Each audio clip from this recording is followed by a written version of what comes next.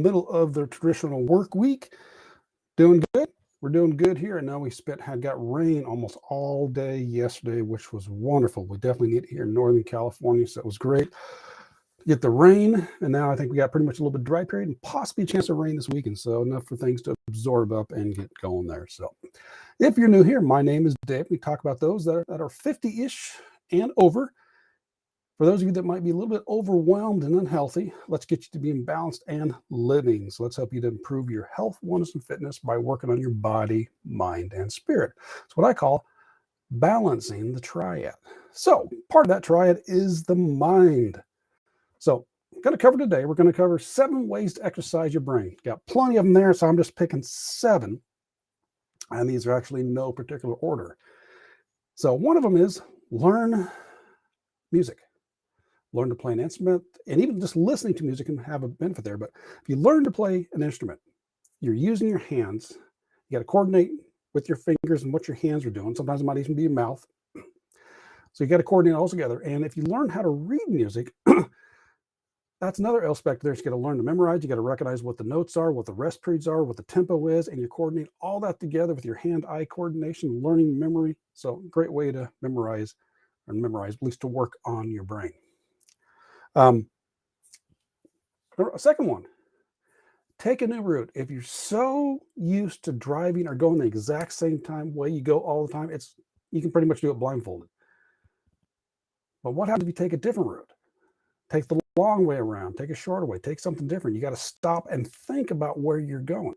So that is one of the ways to exercise your mind a little differently. Third one, use your non-dominant hand. Now, this is one I've talked about before. It's been a while since I've talked about this. Now, I am right-handed, so anytime I do my writings with this hand, left.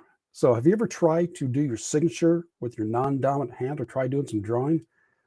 Yeah, quite a challenge. It's interesting. You got to watch people that are drawing with the hands at the same time, doing 2 different pictures. It's been incredible.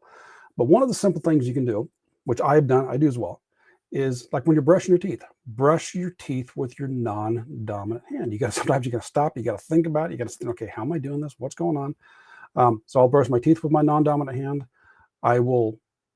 When I use the beard trimmer, sometimes I'll use my non-dominant hand. Now, when I'm shaving, no, I don't want that razor blade with the non-dominant hand. Another one you can do with your non-dominant is when you get dressed, you have a tendency to put your pants, underwear on, shorts, with the same leg first and take them off the same way.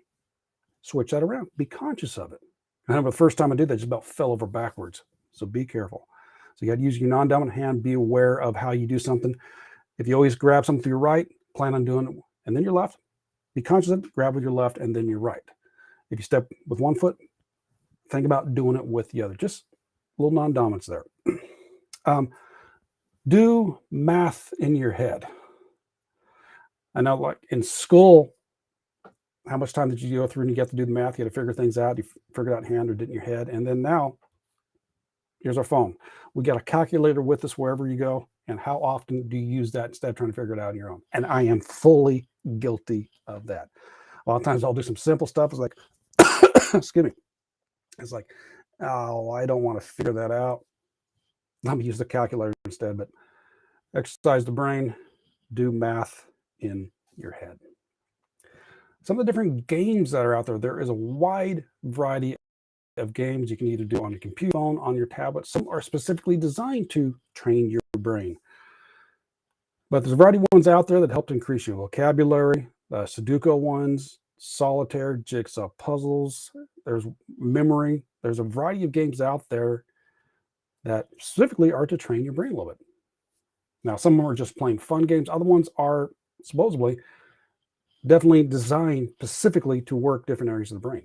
Now, whether they do or not, I don't know, but hey, the games are out there to make sure you go through and do something and exercise your brain.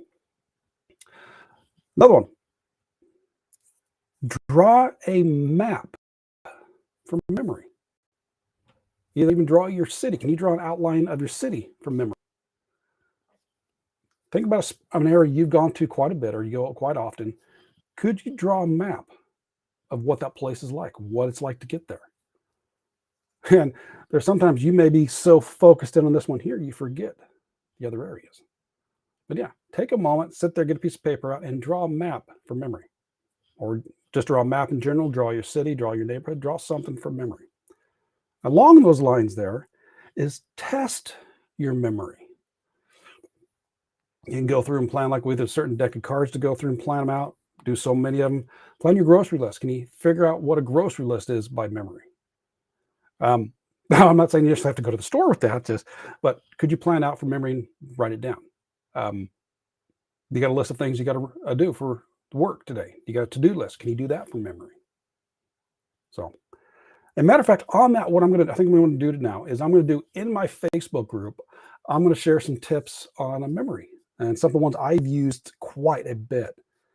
I learned them from Jim Quick. I use them even to this day. It's ones I use probably more than anything else, but I'm going to start sharing those in my Facebook group. And there's a link in the description. You want to join that and join some memory training. So anyways, that's what I got for you today. There's 7 ways to help exercise your brain that you can do them every day. And that's just 7. I got a list of several other ones, which I'll share at other times. But for right now, there's 7 to get your brain, start acting, start exercising that brain as much as you do your body. So have yourself a wonderful Wednesday. Work on that brain as well as the exercise in your body. And I will catch you on Friday. So take care and balance into you. And again, if you want to get some brain training, remember, link in the description to my Facebook group. All right, we'll catch you then. Take care. Bye-bye.